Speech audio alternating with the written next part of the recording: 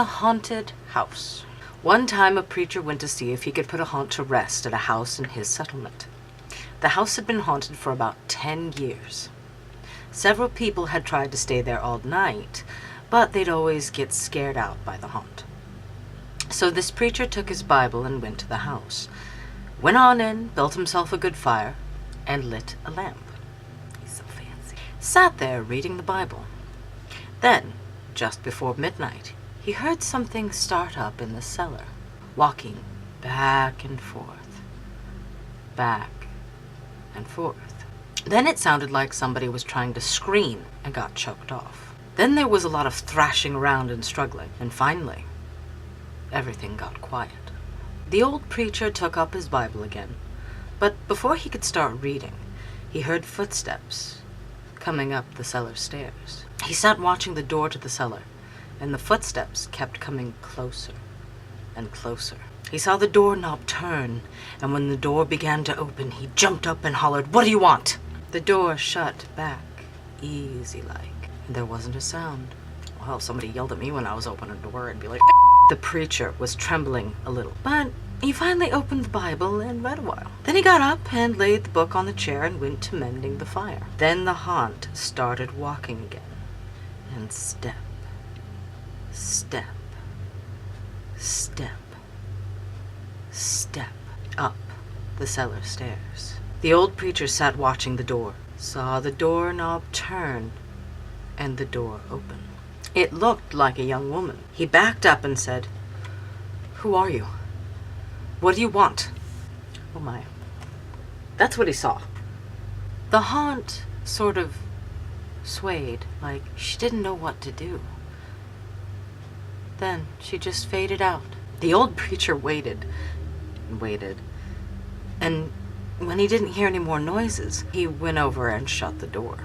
He was sweating and trembling all over, but he was a brave man, and he thought he'd be able to see it through. So he turned his chair to where he could watch, and he sat down and waited.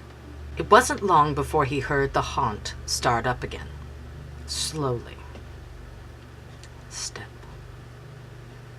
step, step, step, step, closer and closer. Step, step, and it was right outside the door. The preacher stood up and held his Bible out before him. Then the knob slowly turned, and the door opened wide. This time the preacher spoke quiet-like. He said, "In the name of the Father, the Son, and the Holy Ghost, who are you, and what do you want?" The haunt came right across the room, straight to him, and took hold of his coat. Her hair was torn and tangled, and the flesh was dropping off her face, so he could see the bones and part of her teeth. She had no eyeballs, but there was a sort of blue light way back in her eye sockets, and she had no nose to her face. And she started talking. It sounded like her voice was coming and going with the wind blowing it. She told how her lover had killed her for her money and buried her in the cellar. She said if the preacher would dig up her bones and bury her properly, she could rest. Then she told him to take the end joint of the little finger of her left hand and to lay it in the collection plate at the next church meeting, and he'd find out who had murdered her. And then she said, "If you come back here once more after that, you'll hear my voice at midnight, and I'll tell you where my money is hid, and you can give it to the church." The haunt sobbed like she was tired, and she sunk down toward the floor and was gone. The preacher found her bones and buried them in the graveyard. The next Sunday, the preacher put the finger bone in the collection plate, and when a certain man happened to touch it, it stuck to his hand. The man jumped up and rubbed and scraped and tore at that bone, trying to get it off. Then he went to screaming like he was going crazy. Well, he confessed to the murder, and they took him on to jail. After the man was hung, the preacher went back to the house one midnight and the haunt's voice told him to dig under the heath rock. He did, and he found a big sack of money. And where that haunt had held on to his coat, the print of those bony fingers were burned right into the cloth. It never did come out. Spooky. Called the guests. A young man and his wife were on a trip to visit his mother. Usually they arrived in time for supper, but they had gotten a late start and now it was getting dark. So they decided to look for a place to stay overnight and go on in the morning. Just off the road, they saw a small house in the woods. Maybe they rent rooms, the wife had said. So they stopped to ask. An elderly man and woman came to the door. They didn't rent rooms, they said, but they'd be glad to have them stay overnight as their guests. They had plenty of room, and they would enjoy the company.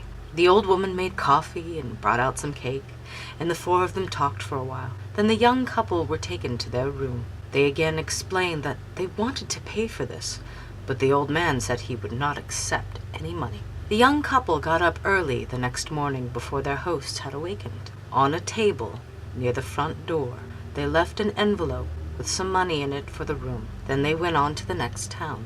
They stopped in a restaurant and had breakfast. When they told the owner where they had stayed, he was shocked. "That can't be," he said. "That house burned to the ground and the man and the woman who lived there died in the fire." The young couple could not believe it, so they went back to the house. Only now there was no house. All they found was a burned-out shell. They stood staring at the ruins, trying to understand what had happened. Then the woman screamed. In the rubble was a badly burned table, like the one they had seen by the front door. On the table was the envelope they had left that morning. Spooky. If you enjoyed those two lovely tales from one of my favorite book series, let me know that you liked it. Or even, down in the comments, tell me which parts you liked and if I should keep wearing this here hat. If you enjoyed this video and would like to see more like it, please spank that like button. It's been naughty. And if you think it's silly enough, share it with your friends, share it with your mom, share it with your hamster. Hamsters like TV. Thank you everybody so much for watching. Again, there will be more like this. 2 videos every week. Right, cool. Anyway, on that note, thank you so very much for watching, my lovelies, and I shall bid thee anon. Mwah. Adieu.